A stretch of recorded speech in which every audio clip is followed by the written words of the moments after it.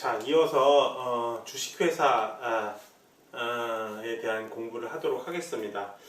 주식회사에 대한 이야기 하기 전에 주식이 어떻게 지금 발행이 되고 그로 인해서 그 주식회사가 어떻게 운영되는지 한번 좀 살펴볼게요. 자, 예를 들어서 주우원이라는 주식회사가 있을 때 주식을 발행한다고 생각해 봅시다. 주식을 예를 들면 이제 발행을 했어요. 주식을 처음 발행할 때 가격을 우리가 액면가라고 그러는데 액면가 10,000원짜리 주식을 발행을 했어요. 그러면 이 주식을 누가 구입할까요? 여러분들은 구입해요? 구입하려면 주우원이라는 회사에 대한 정보가 있어야 되죠.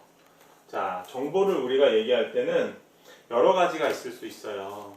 어떤 게 있을 수 있냐면 주우원이라는 회사는 닭도리탕을 관련된 프랜차이즈야.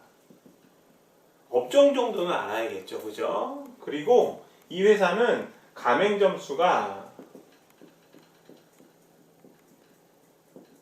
현재 25개야.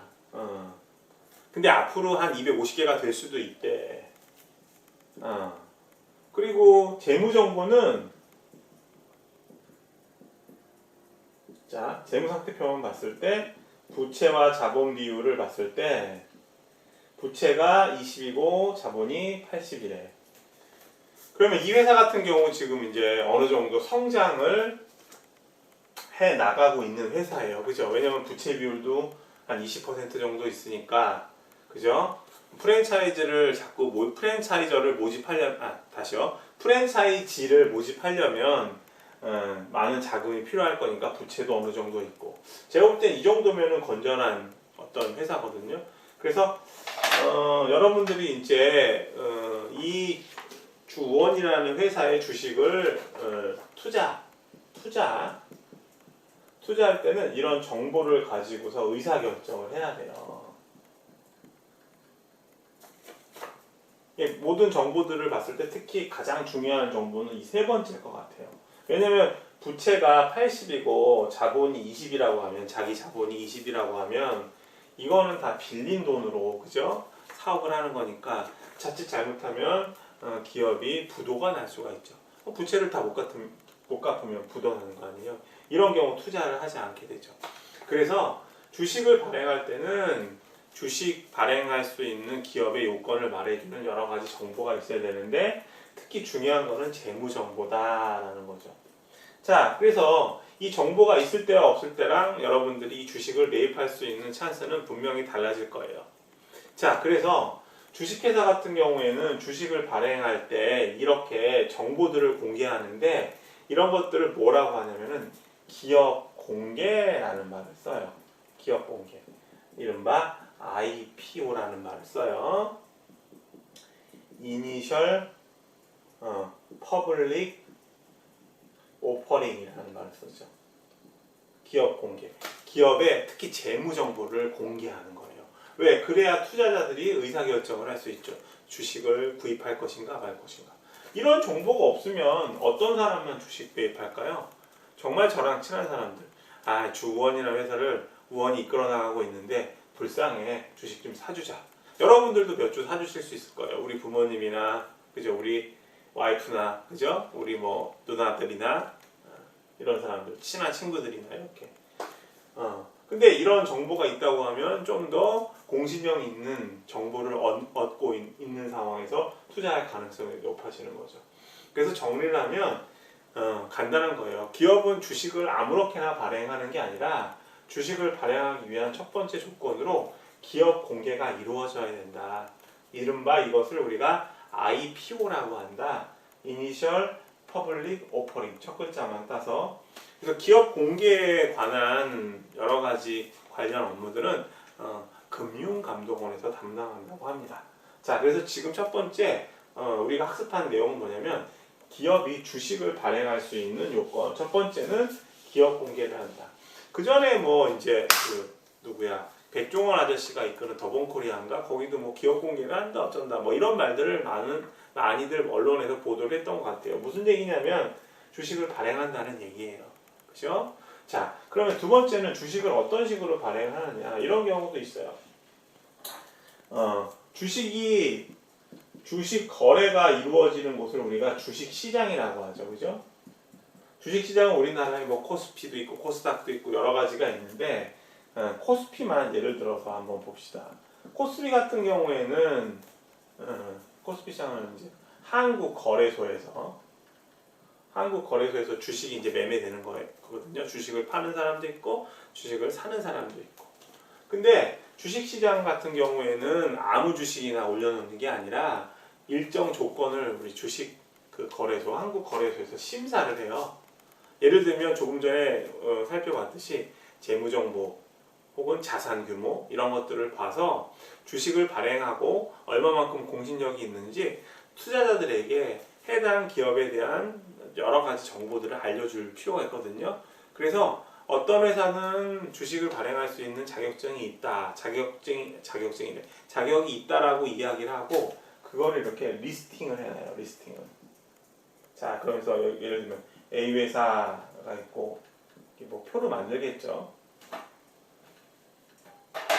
여기가 뭐 총 자산, 뭐 매출, 영업이익 얼마 해가지고 쭉 정리를 해서 목록을 이렇게 만들어놔요. 그래서 한국거래소 같은 경우, 코스피 시장 같은 경우에는 이걸 갖다가 상장한다라고 해요. 상장. 장에 올렸다. 이렇게 주식시장에 리스팅. 기업 입장에서는 리스티드가 되겠죠. 상장된 거니까. 자, 그래서 우리가 언론 보도에서 뭐 어떤 주식시장에 뭐가 상장되었다라는 말을 쓰는데 상장되었다라는 거는 쉽게 얘기하면 어떤 기업이 주식을 발행할 수 있을 정도의 건전한 재무 구조를 기본적으로는 가지고 있다. 뭐 상장 폐지되는 경우도 있어요. 재무 구조가 나빠져서. 그래서 어느 정도는 확보했다. 어느 정도 공신력이 있다라고 한국거래소에서 인정 도장을 꽝 찍어주는 거예요. 리스트업을 해서. 리스팅이라는 말 써요. 리스티드, 리스팅. 기업 입장에서는 리스티드. 한국거래소 입장에서는 리스팅이라는 말을 쓰겠죠. 그래서 지금까지 배운 걸 정리를 해보면 주식은 그냥 발행하는 게 아니라 첫 번째는 기업 공개를 하거나 또는 주식시장에 상장되는 경우, 그죠? 한국거래소에 상장되는 경우, 코스피 시장에 상장되는 경우를 우리가 얘기할 수 있다라는 거죠. 과거에는 상장이 되는 경우하고 기업 공개가 거의 동시에 이루어졌는데 지금은 그렇지 않아요. 기업 공개만으로도 다시 얘기하면 기업의 정보를 드러냄으로 인해서 또 주식을 발행할 수 있어요. 근데 아무래도 주식시장에 상장된 주식들이 더 의미가 있겠죠. 공신력이 있고. 자, 그래서 주식을 통해서 많은 자금이 조직에 들어오게 되고 그리고 기업 가치가 높아진다. 한 가지 더 말씀드릴게요.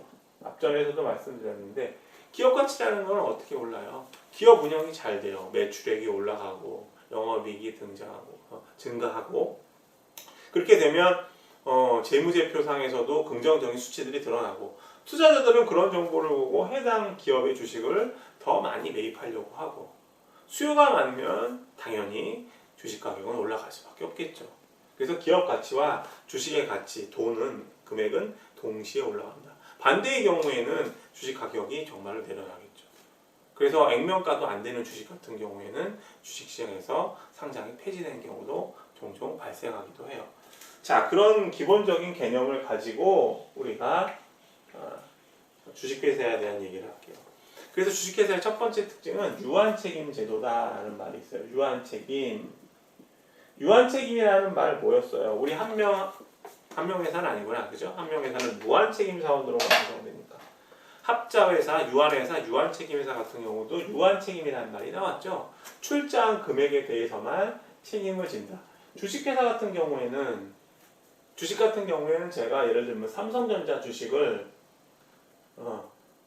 두 주를 매입을 했어요. 예를 들면 5만 원에 두 주를 매입을 했다. 그러면 10만 원인데 이게 한 5년 정도 지나서 주당 한 3만 원 정도 올라갔다. 그럼 제가 3만 원에 대한 각각 주식에 대한 이익을 챙기는 거고요. 반대로 5만 원의 주식을 샀는데 주식값이 예를 들어서 3만 원으로 떨어졌다. 그러면 주당 2만 원씩 손해를 보게 되는 거죠. 그 말이 바로 유한책임이라는 거예요. 그러니까 유한책임이라는 특징은 합자회사나 유한회사나 유한책임회사나 주식회사나 동일하다라는 거죠. 그죠? 자, 두 번째는 주주총회.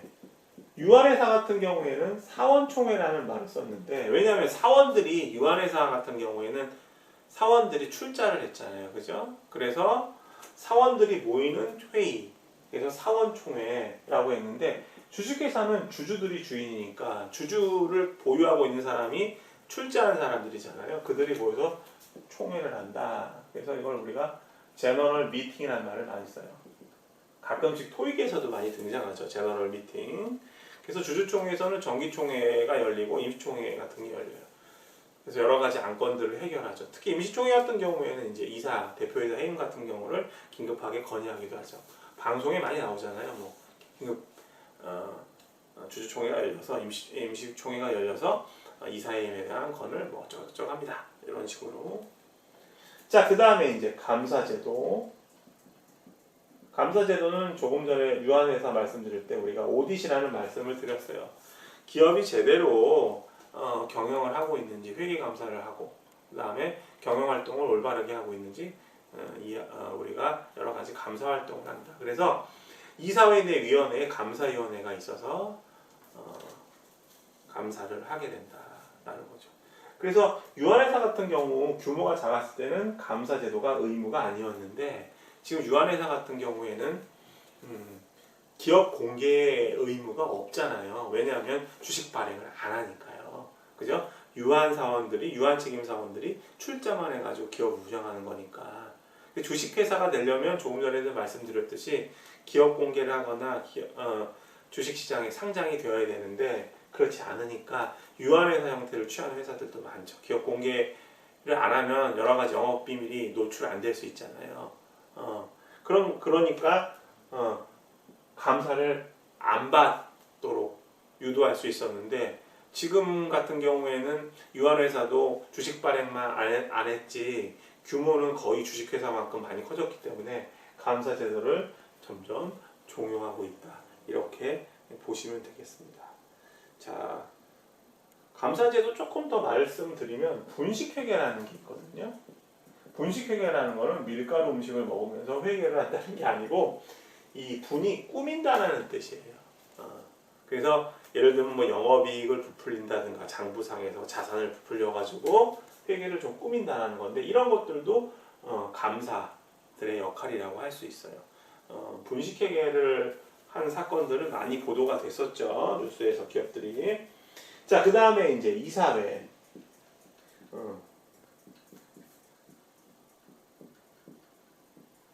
보드 오브 디렉터라고 하는데 이 이사회도 토익에 맨날 등장해요. 가끔씩 이사회에서는 어떤 안건을 뭐 했다 뭐 이러면서 이사회 같은 경우에는 누가 선임이 되냐면 이제 주주총회에서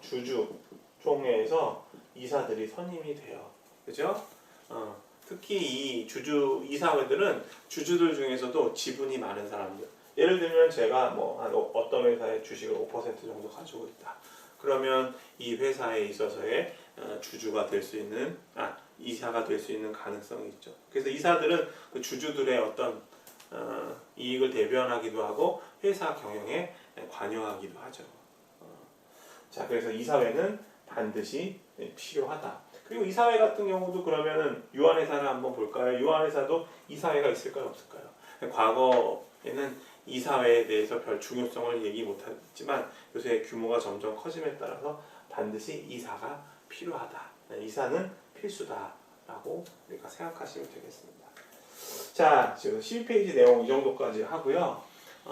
13페이지로 넘어와서 계속 이야기를 해보겠습니다.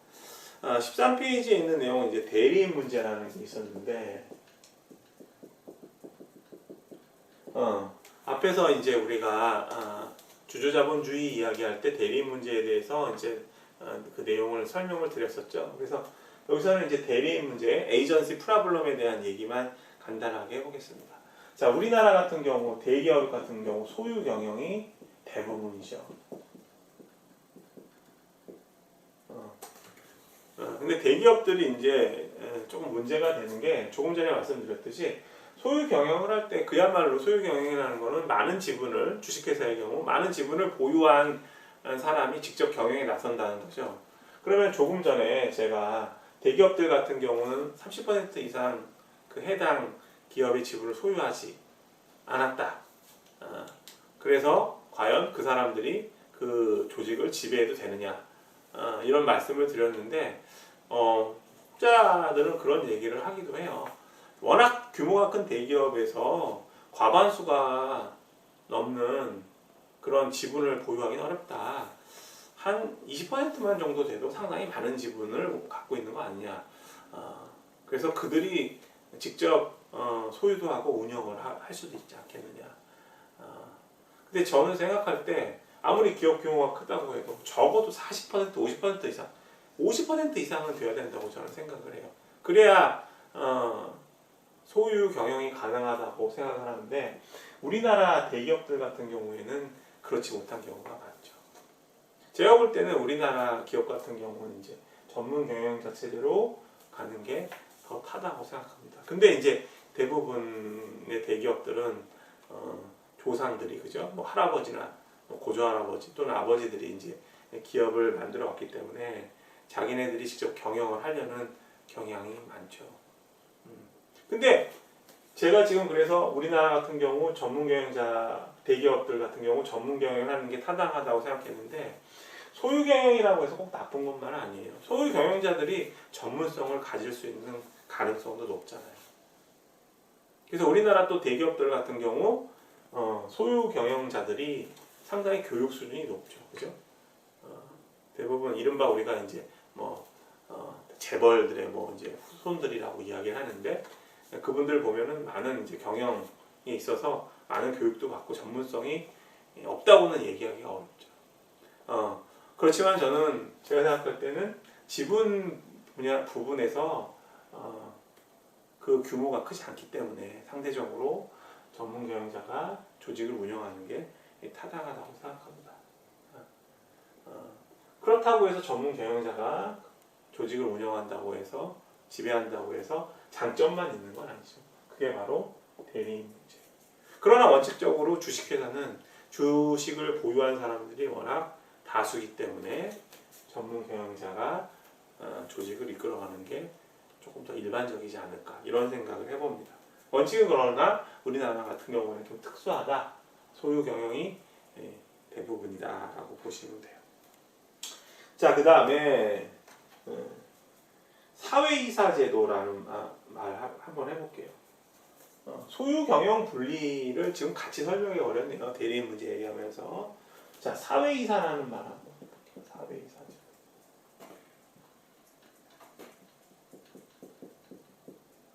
사회이사 제도는 이사가 조직 밖에 있는 거예요. 어떤 얘기냐면 여러분들 요거 좀 설명을 드려야겠다.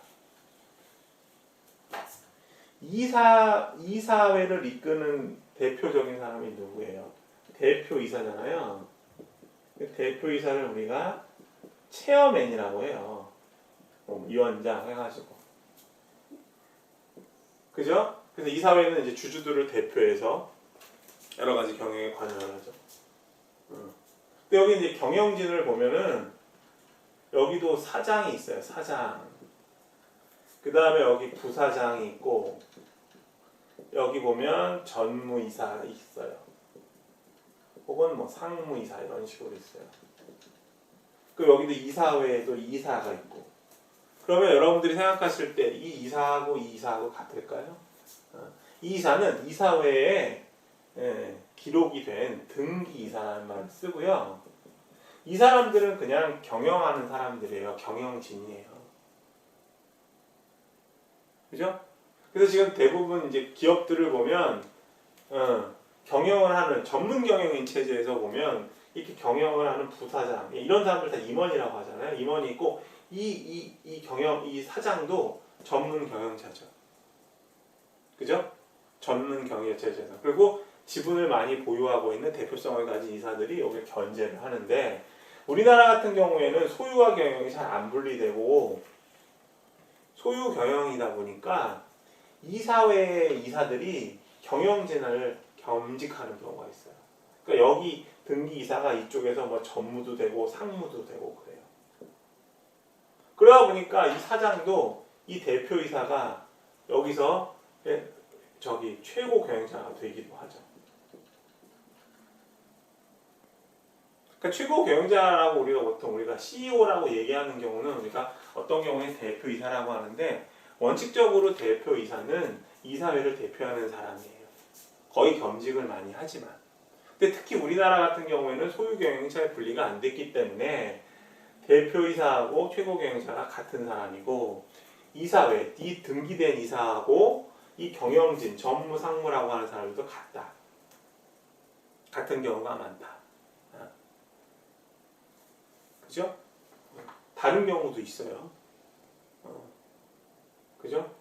다른 경우는 그야말로 순수하게 경영진이죠.